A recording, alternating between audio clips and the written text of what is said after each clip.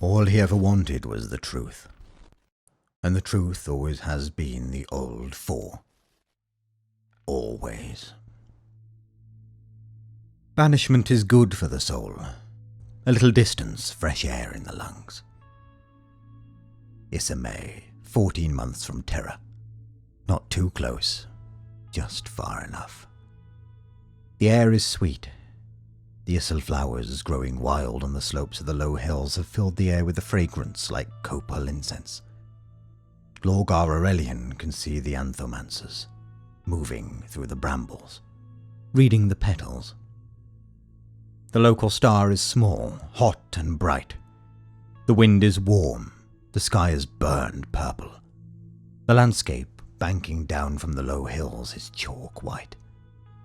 At low anchor, Fidelitas Lex fills the sky to the west. Compliance here was easy. Not a single shot was fired. Lorgar and those who bore the word at his side were greeted cautiously by the 𝗟𝗏 and calmly accepted an inspection by their xenomancers. The strangers were read and, though neither the xenomancers nor the elect knew any of the words they wore on their armor and their skin, or spoke with their mouths, an easy peace was divined. Lorgar walks towards the local town, 𝗟𝗏𝗃, white-walled, white-roofed, stark in the sunlight. Umbromancers skirt the town walls on the side away from the sun, reading the shadows. It's very warm. He feels sweat on his back under his robe. Is there a method for that? For reading the track of perspiration? Surely there must be. The 𝗟𝗏 are fixated by divination. Their entire social structure and culture is based upon it. Perhaps the method is related to urticariamancy. He reaches to wipe sweat from his brow, and finds yesterday's 𝗟𝗏 flower garland still on his head. The knotted crown of flowers is dry and starting to wilt. He takes it off and throws it into the brambles beside the path. There will be a fresh one today. The 𝗟𝗏 crown him every morning. As the path winds down towards the town gates, it passes a cluster of white clay huts. There are nests of these windowless, bell-shaped structures all over the landscape. They are private enclosures into which mancers of any discipline can retreat if their practice requires isolation, such as darkness to read a bowl of flames, or silence to hear the drip of water, or an unvented space in which to inhale sacred smoke. From the enclosures come truths, sometimes trivial, sometimes inexplicable, sometimes profound. Lorgar is interested in those truths. He admires the 𝗟𝗏ic dedication to preempting the future, and the sheer range and ingenuity of the methods they have invented to do it. He has already shared his truth with them. He has told them that the only deep truth is the old four, and that the only future worth reaching is an immaculately conceived realm of chaos. He has told them that there are many things that appear to be godlike and divine, and present themselves as such, even in prophecy and mantic form. These are not to be trusted. There is always a deeper truth behind them. There are better gods. The 𝗟𝗏 accepted this without question. It seemed to fit perfectly with the foundational mysteries of their belief system, which they had developed over centuries through almost industrial levels of prognostication and divination. They allowed him into their most hallowed shrines, and showed him the images of the true gods they had identified. He knew them at once, and could name all four of them. That was the morning they started to crown him. This particular group of huts, a cluster of 8, is set off the path, and aligned with certain distant hills, and to rays of the sun at certain times of day, and to a sacred grove on the slopes behind him. The whole region, though it seem natural and pastoral, is a ritual landscape, shaped and adjusted over the millennia for sacred purposes, down to the placement of 𝗟𝗏 itself.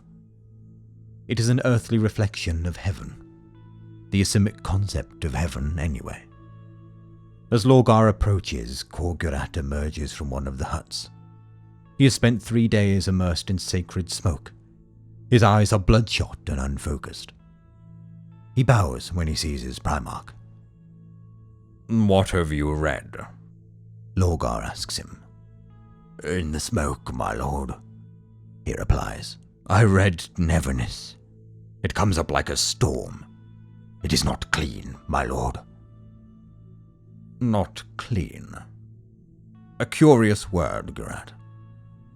"I mean," says 𝗘𝗾𝗂𝗃, "it is ill-formed. It is not the perfect expression of the realm we seek."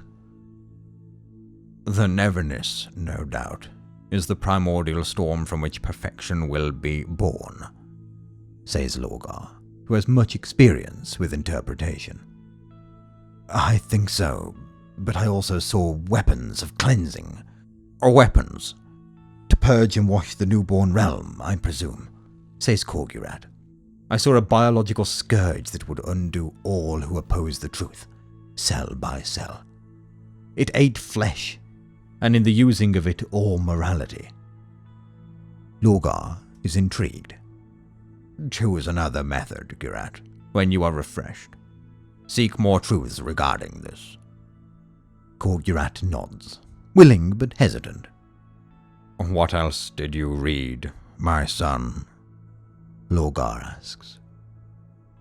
"I saw 7 hammers set to bring down the world," says Gurat, "and 5 thrones." "5? asks Lorgar. Gurat nods again. "I didn't understand that part, my lord," he admits. "I do," Lorgar thinks. 4 for the old 4, and the 5th for the one who sits with them.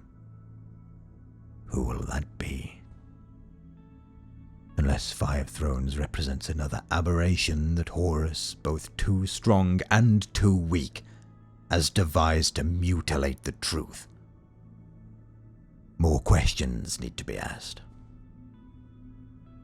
"I've been told the truth, too," says 𝗟𝗏𝗃, drawn from his own enclosure by the sound of voices outside. His hands are bare and gleaming with holy oil. The chronomists who are reading his palms and fingers hover in the doorway of the hut behind him. 5 thrones, one covered in blood," says Arn. The young captain's voice is slurred. He has been given a libation of astringent bark to amplify the reading of his hands. On it, a dying king nailed in place, too weak to move, supported only by the power of magic. "Not the first time I have heard this truth, Captain," says Lorgar, a crippled king installed on a throne against his will, lacking the power to rule. Some answers have suggested that this is Horus, triumphant yet destroyed by the efforts that have been required to achieve his triumph. Such a king would be easy to remove. "In the lines of my palm has been witnessed an angel dead," says Arn, looking down at his hand pensively, as though it doesn't belong to him. "A rage is unleashed because of it." Lorgar smiles. The angel destroyed. He can imagine his father's wrath at such a loss. No wonder then that Horus ends up a crippled king when the patricide is done. Such a battle, Lorgar is sad to be missing it, but exile is necessary. "The truths, my lord," says 𝗘𝗾𝗂𝗃. "They've been coming faster these last few days." "Much faster," Arn agrees. "Almost too fast." They both look tired. "These are the last days," Lorgar tells them. "It is no wonder. The warp is open to us. The eye of the gods is upon us. Rest, both of you, then return to your study. Be guided by our friends here." The 2 word-bearers bow to him. He resumes his walk, towards the town. 𝗟𝗶𝗀𝗀 suits him well. Lorgar was born on a spiritually dead world, where dry ritual had replaced living faith. Little simple 𝗟𝗶𝗀 is a spiritually vital world, awake to possibilities. It's a space to breathe and clear the head, and then fill it again. The 𝗟𝗏 have willingly become an adjunct priesthood, eagerly toiling to furnish their esteemed visitors with divine knowledge, by every means at their disposal. Fidelitas Lex impressed them very much. They had never seen its like. Its appearance in the sky must have been the greatest revelation of our oranomancy ever. Lorgar impresses them too. They are fascinated by his skin, which gleams with the gold of the words written on it, and with the psychanic light he allows it to radiate. The 𝗟𝗏 have become disciples, and he has, in turn, become theirs. More of his sons come to meet him as he approaches the town gates. They are bearing many handwritten pages of divine truths, the latest gathered. They read them to him as he walks, truths learned from theriomancy, from umbilicomancy in the town's small birthing hall, from cineromancy, and 𝗘𝗾𝗂𝗶𝗽 at the hearths.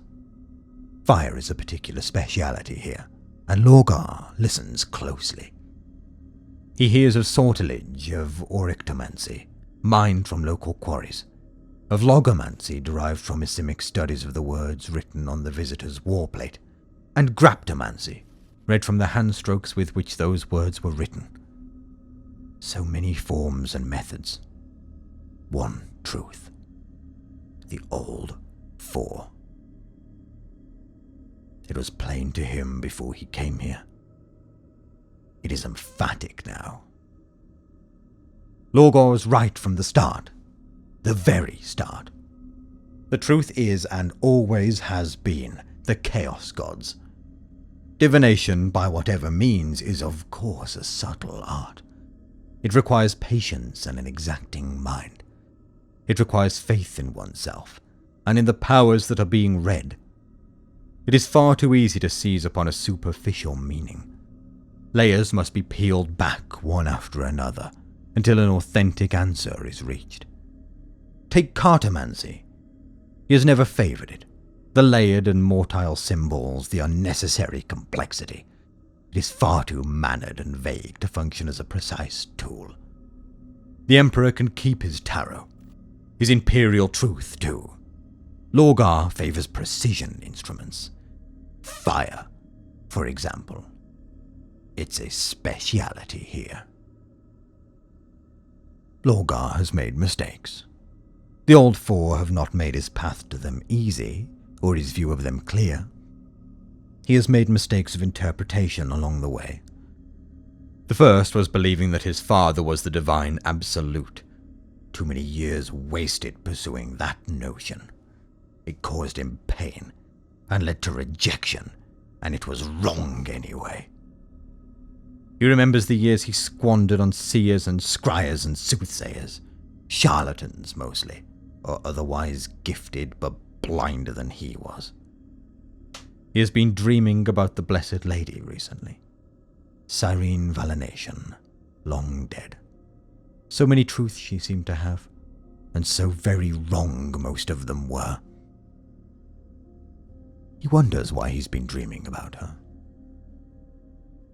He must consult the aneromancers and find out. Once chaos became the core of Lorgar's truth, an aspect of the divine he had no idea could exist. Horus became the mechanism.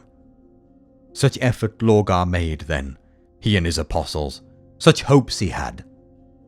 Alas, though aligned to the chaos powers, Horus has proven to be another dead end. Even shorn of his lightness as 𝗟𝗶𝗂𝗶𝗽 and set in the darkness of War Master, he has skewed the true reading. Thus, Horus has become another layer to be peeled back as Lorgar skins the truth. Which is why, of course, he is here, on a low-tech backwater 14 months from Terra. Lorgar saw the crack in Horus and attempted, before it was too late, to replace him as the ascendant instrument of chaos. This effort to depose the War Master did not end well, because Lorgar had made Horus too strong to stand aside. So Lorgar was banished, excommunicated. Though a proportion of his host stands at terror to see what good can be salvaged from the War Master's imminent triumph, Lorgar is here, in exile. Lorgar's dark apostle remains hopeful. 𝗟𝗶𝗶, so often an outsider, but now the nominal commander of the 17th Legion on Terra since Leak's demise, has always been extraordinarily focused and precise. 𝗟𝗶𝗶 claims in missives sent via the reflections in votive balls of water, and sometimes blood, that Horus may yet prevail. Not in killing Lorgar's father and conquering Terra. That is a foregone, ordained outcome. No. In becoming that which Lorgar hoped he would become, an instrument of chaos incarnate. Lorgar is not convinced. He remains quite certain that Horus is too strong to stand aside, but too weak to succeed. 𝗟𝗶𝗶 is more positive. He believes that Horus may yet become the instrument mankind needs, and is bending all his efforts to ensure that result as Terra enters its final hours. But it is a long game. Lorgar knows it, and so does 𝗟𝗶𝗶. 𝗟𝗶𝗶's greatest strength is his pragmatism, so rare in those of a mystical leaning. If not this game, then the next, or the next. If not Horus, then another. All they need is that despoiler, to borrow a term from the largely risible arcana of tarot, a force of fundamental change that exercises control, but is not itself controlled. Even at this deepest pitch of war, fully committed with Terra dying, 𝗟𝗶𝗶 sends that he has another prospect in mind, a failsafe should Horus prove unfit. Too strong, too weak. He won't say who. Lorgar hopes that he is the one that 𝗟𝗶𝗶 favors. Lorgar wonders sometimes about 𝗟𝗶𝗶. A heretic to the very last, an overturner of false truths. 𝗟𝗶𝗶 is the most wonderful instrument, and has achieved so very much. It was thanks to 𝗟𝗶𝗶 more than anyone else that Lorgar managed to see past the imperial truth he had reached, so he could peel back the layers and find better truths beneath. 𝗟𝗶𝗶 is the sanest man Lorgar has ever known. But in order to accomplish his work, 𝗟𝗶𝗶 is ferociously cunning. The two of them have often had bitter differences, and they are only aligned now for the greater good. Lorgar wonders if the apostle can be trusted. Truly trusted. Surely he can. Lorgar would have been told by now if there were lies hidden beneath 𝗟𝗶𝗶's truth. The old four would have warned him. In the last few days, Isime's harvest of divination has turned a little sour. The omens of astrogalamancy have become dubious as the dice are rolled. Bellamancy has missed its target. Arithromancy no longer adds up. Lorgar knows what it is, of course. The triumph of ruin, the fall of Terra. Such an event, even 14 light months away, is so severe, its shockwaves perturb the warp. Several times today already, Lorgar has been told of a helpless, crippled wretch ascending the throne. If that is all that remains of Horus Lupercal when he has taken Terra, then he will be too weak for anything. Ever the same. Too strong, too weak. Horus was a fool's choice. At least, if they are true readings, a helpless wretch upon a throne will be easy to unseat. Lorgar finds himself longing for clarity. He knows the truth now. The 𝗟𝗶𝗀, without doubt, will build the future that Lorgar wishes for mankind. He just needs to know the means by which that future can be properly manifested. What was the word Gurat said? Clean. Yes, the birth of the new age will be messy. A turmoil of neverness churned up by birth pangs, but then it must be washed clean. He needs to peel the layers and find out how the 𝗟𝗶𝗀 want him to do that. Because it won't be long before the blood and pain are over and he returns from exile. Ysimic youths approach him as he comes in through the town gates. Eliomancers with flasks of holy oil, and phytonomists with fresh garlands of flowers for Lorgar's brow. Their laughter greets him. "You're risen! You're risen! An angel is dead!" they announce excitedly in the local tongue, a language that Lorgar has quickly mastered. An angel, indeed, Lorgar asks, hiding his smile by bowing so they can crown him with the flowers. "Fallen from the heaven, Urizen. His wings torn, rage follows. It is red, and we have seen it. It signifies much." Such as? Lorgar asks. "The Emperor will die," they exclaim, laughing. "This master of mankind you told us of, the one who took the throne without asking. He will die today. We have read it." Lorgar smiles back, delighted. He takes out his knife. It's time for 𝗟𝗶𝗶𝗀𝗀 to peel those layers and reveal the truth. Then, fire. The local speciality. Just to be certain.